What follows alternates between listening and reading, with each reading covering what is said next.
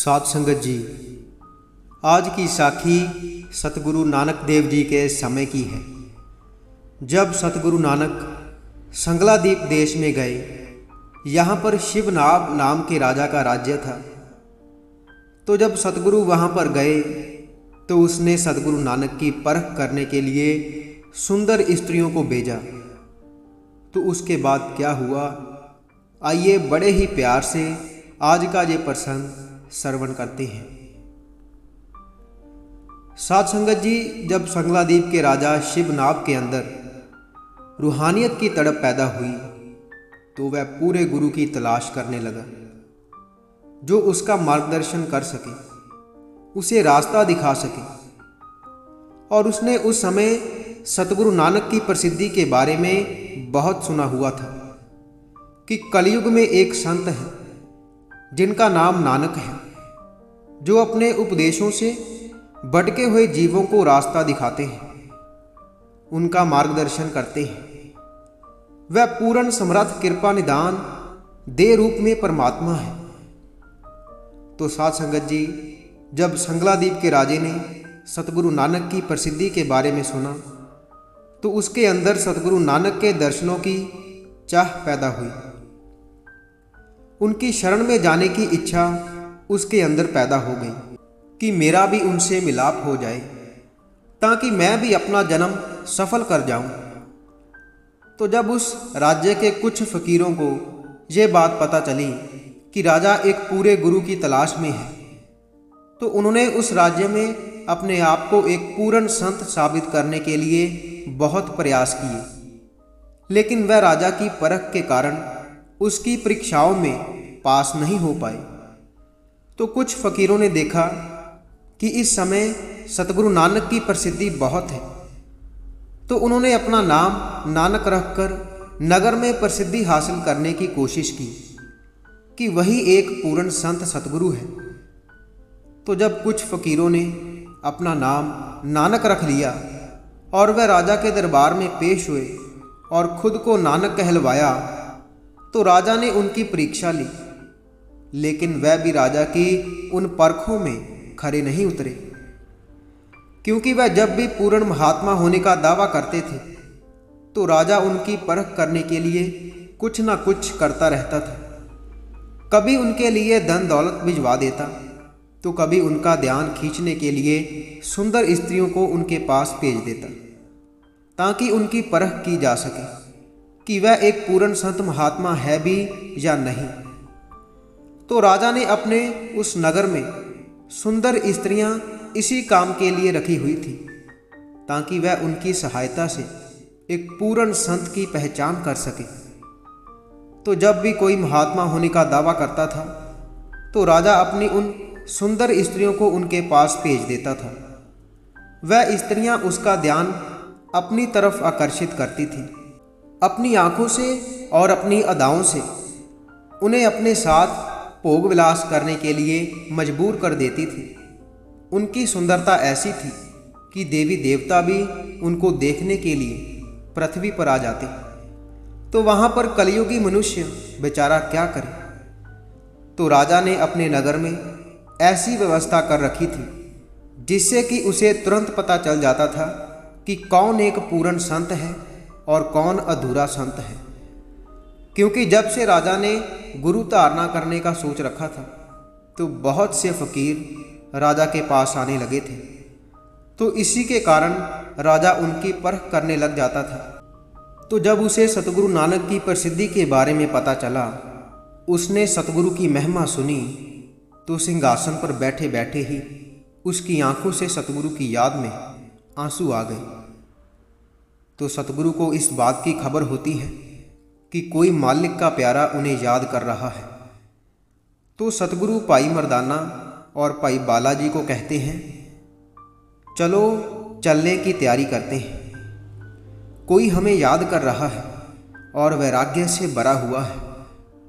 साध संगत जी, उस समय जो भी सतगुरु को सच्चे दिल से याद करता था, सतगुरु तुरंत उसे दर्शन देने के लिए चले जाते थे।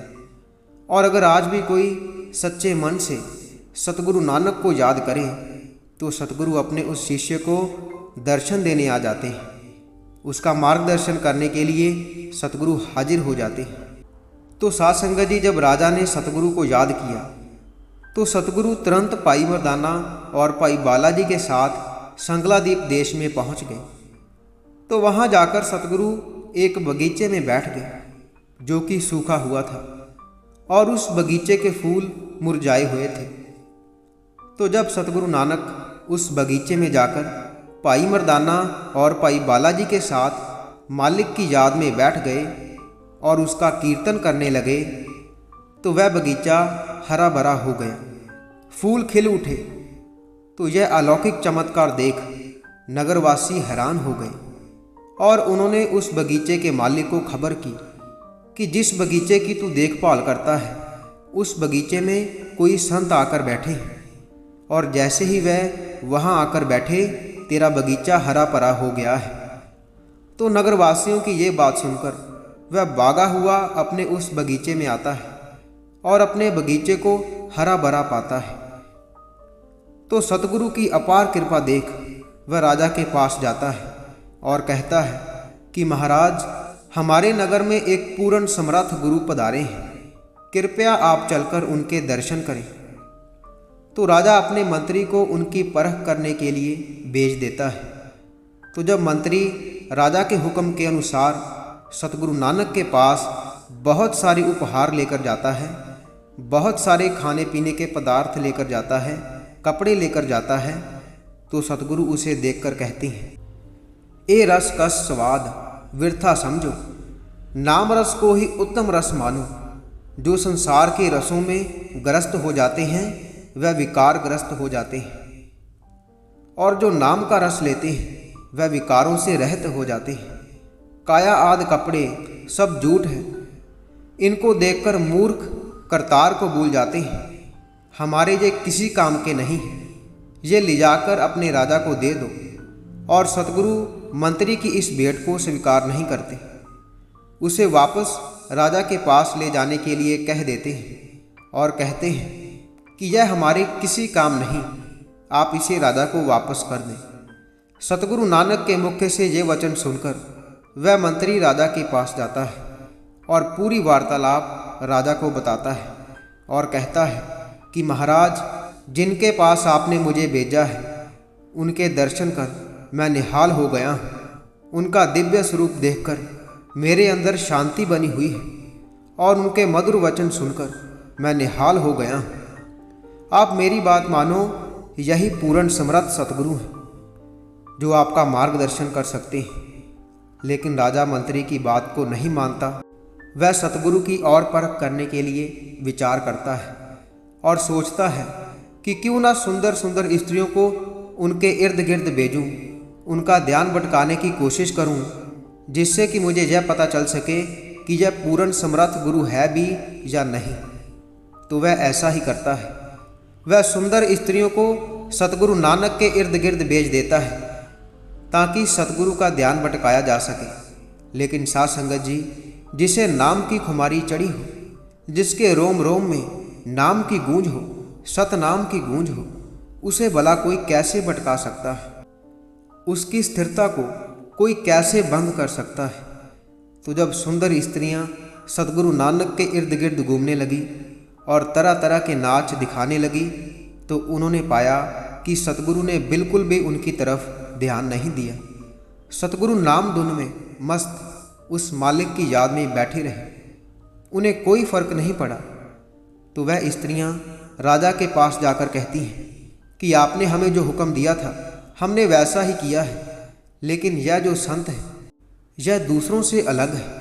अभी तक हमने जितनों की भी परख की है यह उनसे भिन्न है, क्योंकि इन्होंने बिल्कुल भी हमारी तरफ ध्यान नहीं दिया और वह अपनी मौज में बैठे रहे।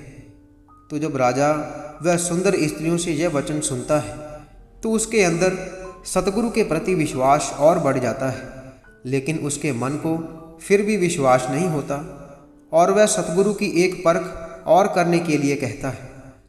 राजा शिवनाभ अपने राज्य की सबसे सुंदर स्त्री को रात के समय सतगुरु के पास भेजता है ताकि उनकी आखिरी परख की जा सके। तो जब वह सुंदर स्त्री रात के समय सतगुरु के पास जाती है और कहती है, हे संत जी, मैं आपके दर्शन करने आई हूँ। आप शंका को छोड़ें और मेरी तरफ देखें। मैं स्त्रियों में जो पद्मिनी जाति होती है वह मुझ में पूर्ण रूप में मौजूद है। मेरा सुंदर स्वरूप अनुपम और अलौकिक है। इसके साथ आप मन चाहे कलोल करें। हे कृपा के सागर, विशाल कृपा कर मेरी श्रद्धा पूर्ण कर मुझे निहाल करें। तो साध संगत जी, जब पद्मिनी ने ऐसे वचन सतगुरु से किए तो गुणों की खान सतगुरु बोले, सतनाम का सिमरन करो, उससे भारी सुख प्राप्त होता है। ये मनुष्य जन्म जो आपको मिला है इसको सफल करो। विषय विकारों में पड़कर अपना जीवन व्यर्थ मत गवाओ। हरि का नाम जप कर मुक्ति प्राप्त करो। लेकिन पद्मिनी ने सतगुरु की इन बातों पर विचार नहीं किया और कहने लगी कि आप पूर्ण समर्थ हो, मेरी कामना पूरी करें। तो यह सुनकर सतगुरु ने मुख से शब्द उच्चारण किया, मन मोती ये गहना होवे, पौन होवे सूत तारी, खिमा श्रृंगार कामन तन पहरे, रावे लाल त्यारी। तो शब्द उच्चारण कर सतगुरु कहने लगे कि हे मेरी बेटी, ये देह तो घट्टे और मिट्टी का बना हुआ फूल है और सुंदरता पाप कर्मों की तरफ ले जाती है। तू सतनाम का जाप कर। जगत के ईश्वर जो कि पूर्ण पुरख स्वामी है उसकी सेवा कर और नाम की महिमा को जान, क्योंकि उसके बिना जीवन व्यर्थ है। इस संसार के सभी रस उसके आगे विफल हो जाते हैं। नाम का रस ही सच्चा रस है। तू यहाँ से चली जा और जाकर नाम की कमाई में लगकर अपने जीवन को सफल कर। फिर तेरे अंदर यह काम रूपी अग्नि मिट जाएगी और तेरा जीवन सफल हो जाएगा। तो साध संगत जी, गुरु जी के मधुर वचन सुनकर उसके ऊपर बहुत गहरा प्रभाव पड़ा। वह दीन होकर सतगुरु के चरणों पर गिर पड़ी और रोने लग पड़ी। उसने सतगुरु के चरणों पर वंदना की और वहाँ से चली गई।